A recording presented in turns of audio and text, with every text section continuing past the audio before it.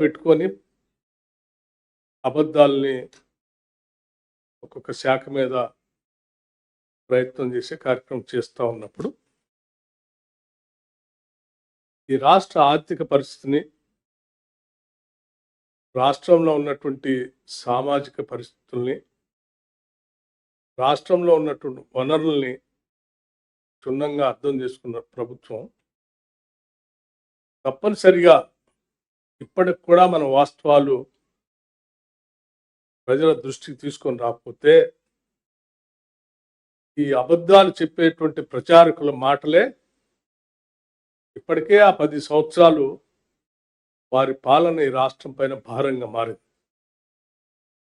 ఈ అబద్ధాలు ఇంకా పెనుభారంగా మారి సమాజానికే ఇది పెద్ద విధ్వంసంగా మారేటువంటి అంశంగా మారింది. ఇటువంటి పరిస్థితుల్లో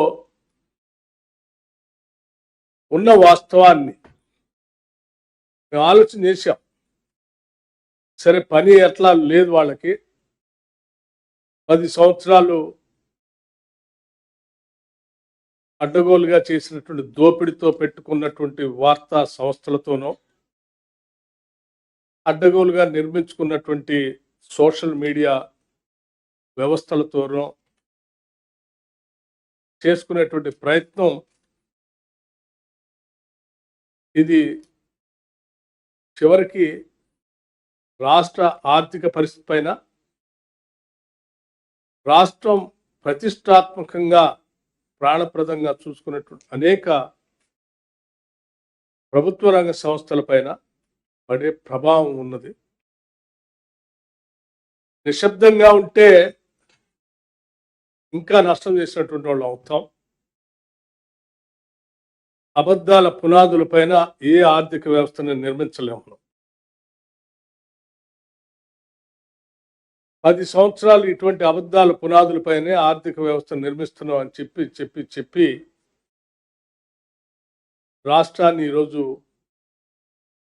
అనేక రకాలైనటువంటి ఇబ్బందులకు నెట్టేసినటువంటి పరిస్థితుల్లో వాటన్నిటి గురించి మాట్లాడితే రాష్ట్రం యొక్క ప్రతిష్ట ఏమన్నా బయట రాష్ట్రాల్లో కానీ మిగతా ప్రాంతాల్లో కానీ తగ్గుతుంది అనేటువంటి ఆలోచనతో సాధ్యమైనంత వరకు ఆ వాస్తవాల్ని ఎక్కువగా మాట్లాడకుండా పాలన మీద దృష్టి సారించి వాటిని సరిచేసే వ్యవస్థలో ముందు పోతా ఉన్నాం.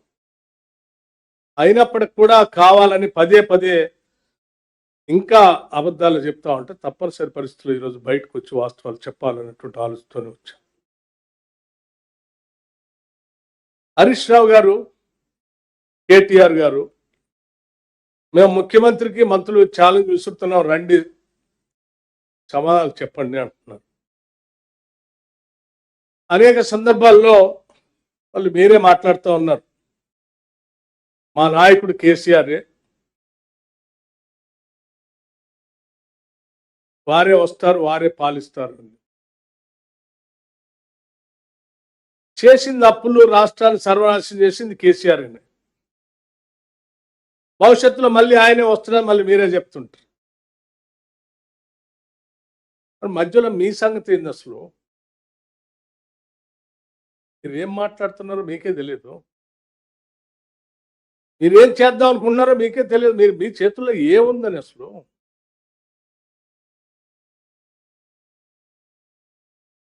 అబద్ధాలు పోగేసుకొని ప్రచారం చేయటం తప్ప ఈ చేతుల్లో ఏముంది? నేను చాలా స్పష్టంగా, నిజంగా మీకు ఏమాత్రం బాధ్యత ఉన్నా 10 సంవత్సరాలు ఈ రాష్ట్ర ముఖ్యమంత్రిగా పనిచేసిన కేసీఆర్ గారికే సవాల్ విసురుతున్నాం, స్పష్టంగా చెప్తా ఉన్నాం. నేను అనేక అంశాలపైన మాట్లాడటానికి సిద్ధంగా ఉన్నాను.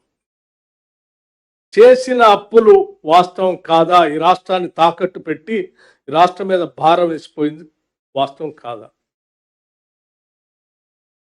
నేను ఈరోజు ప్రత్యక్షంగా ఈ షీట్ని ఎక్కడ పడితే అక్కడ రాష్ట్రం ఇన్ని అప్పులు చేయలేదు అని పదే హరీష్ రావు గారు ఒక పవర్ పాయింట్ ప్రజెంటేషన్. ఈ అప్పులన్నీ ఎవరు చేశారు? 2014 నుంచి 2023 వరకు మీరే కదా. ఇవన్నీ తెచ్చింది మీరే కదా. మీ ముఖ్యమంత్రే కదా. ఆనాటి మీ ముఖ్యమంత్రి కదా. మీరు దాస్తే దాగే కాదు కదా, రికార్డ్స్లో ఉండే కదా.